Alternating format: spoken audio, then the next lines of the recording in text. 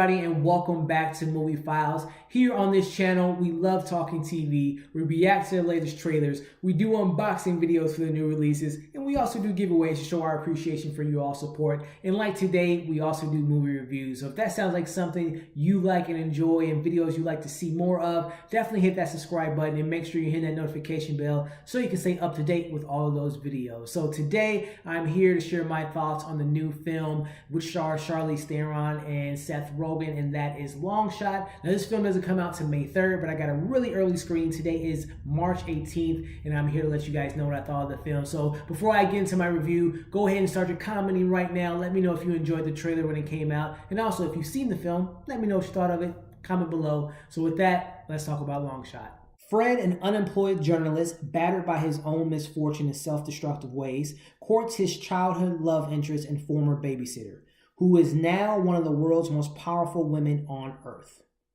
Alright, so as I do with all my reviews, I always like to start off with the positive, and I have to start off with my favorite actress in the world, and that is Charlize Theron. Whether it's the comedic roles like she does in this film and also other films like Tully, like last year, and also in 2011's Young Adult, or she's playing the more dramatic roles where she gets Academy Awards. She is just such a great performer, and she is the star of this film. Again, when she needs to be funny, she's hilarious, and this is probably one of the more rated R raunchy comedies I've seen her in, and she just lands it perfectly. And then when she needs to be dramatic and have the more serious moments, she does that. Again, she's the best part in the film, and I really enjoy her performance in this movie. Alright, so some other positives I took away from this film was the supporting cast, and there were definitely some standouts. One being O'Shea Jackson, who I thought really kind of stole the movie in regards to the funny moments. He had some of the best lines, if not the best lines in the entire film, and I really like his chemistry with Seth Rogen, but also Diane, Raphael, who plays Maggie, the assistant of Charlize Theron's character, which is great. Her back and forth going at Seth Rogen. You see it in the trailer where she just does not want them to be together, and it plays well throughout the movie. It could have got old, but it really didn't for me, and I really enjoyed their two performances. Another thing that I found to be really funny in this film was, since this is kind of a political film, they do take digs at Fox News. I think it was Fox News. It could have been another news outlet, but I thought that there was Fox News, and I thought that the segments that we get throughout the film, they cut between what's going on in the movie, and then you see some stuff that's going on in the political landscape, and the news segments on there was just so funny, and the moment at the end of the movie was really hilarious, but I thought that that was funny as well. And also, any movie that brings up Game of Thrones, that has a scene from Game of Thrones, always win some brownie points. And I won't say what movie, but there's a movie in the MCU which happens to be one of my favorites that they bring up in this film, and I actually enjoyed that movie. So those two references for me give the film some brownie points. You know, this film does have some heart to it, and it really kind of shines in the second and third act, but there's this theme in the film, and you get it from the trailer as well, is looks don't always mean everything. If you can find someone in your life that can make you feel happy, make you feel like you're being your best. I like that theme in this film because obviously we get Charlize Theron, who is absolutely gorgeous in this movie, and then we get Seth Rogen, who's who's kind of a battered man. He loses his job and kind of a homeless type of character at times in the film. But it doesn't matter the looks of the person, as long as that person makes you feel good. I really kind of like that theme in the film, and there's some other themes in the film that I really appreciate that they brought to light. Alrighty, so getting into the negatives, there were quite a few in this film, but I have to start off with the idea of the chemistry, the love chemistry. I thought that Charlize Theron and Seth Rogen had good moments in the films, but when they had to be more romantic, I just didn't buy it. It wasn't a matter of just because Charlize Theron is just so gorgeous, and I think she is just next level as far as just people in this world, but it was just, I just didn't feel the chemistry on screen. I really enjoyed, I was looking forward to seeing their chemistry. I thought, when Seth Rogen played Neighbors, which I really love, and him and Rose Byrne played well off each other, but I just didn't feel that chemistry in this film between Charlize Theron and Seth Rogen. That really kind of didn't really help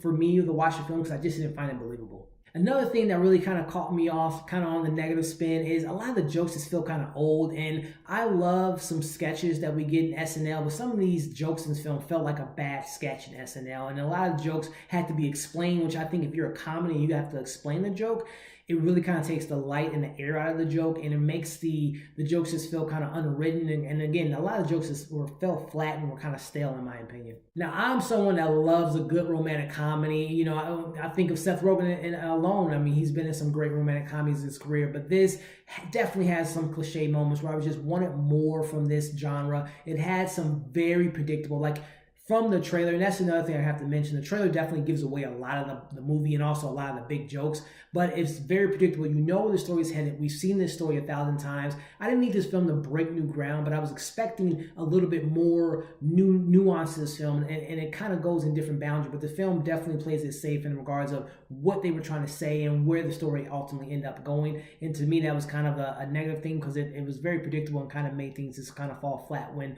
they were supposed to be surprises, I guess, but they just didn't land for me. All right, so as I had mentioned, and as you can see from the trailer, this is a political film. We have Charlize Theron, who's running for president, and it's obviously going to have some political undertone to it. But for me, I am not a person that goes into film not wanting to see the real world things kind of take place. And I love when films do it, and they do it in a clever way. But this film does not do that. It is very over the head. It's very overt of what they're trying to say and what their message is in this film. And again, I have no problem with a film doing that, but it's when they do it nice and they do it in a clever way that I appreciate. But this film, it just beats it over your head with political tones and kind of taking digs at certain things that obviously, you know, how they feel about the political climate and certain administrations is very obvious, which I'm, you know, fine with again in films, but when it's just beating over your head, it kind of makes the film just kind of feel flat. And that's where the film kind of takes a derail for me. When they get into those political moments and those themes, that's when the film kind of takes a step back versus when it's more organic and natural. And again, when those moments happen, it made the film feel very long. The runtime is a little under 2 hours, or it might be exactly at 2 hours, but it felt longer because again, whenever it dove into those more serious kind of, it tried to play into a certain storyline with the political aspect, and those moments didn't work for me, so it made the film feel a lot longer than what it actually was. So with that being said, to kind of share my overall thoughts, you know, I had some good moments in the film. Again, I really enjoyed the performance by Charlize Theron.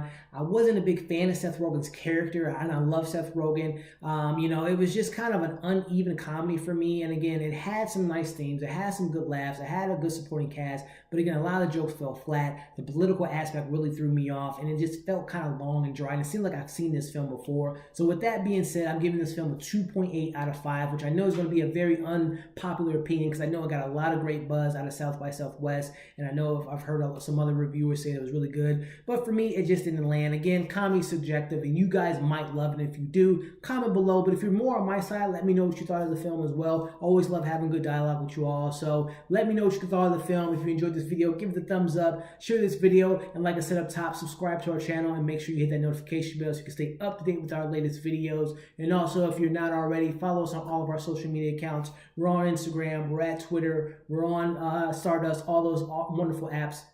All that information is in the description below. Thank you guys for watching this video, and we'll see you on the next one.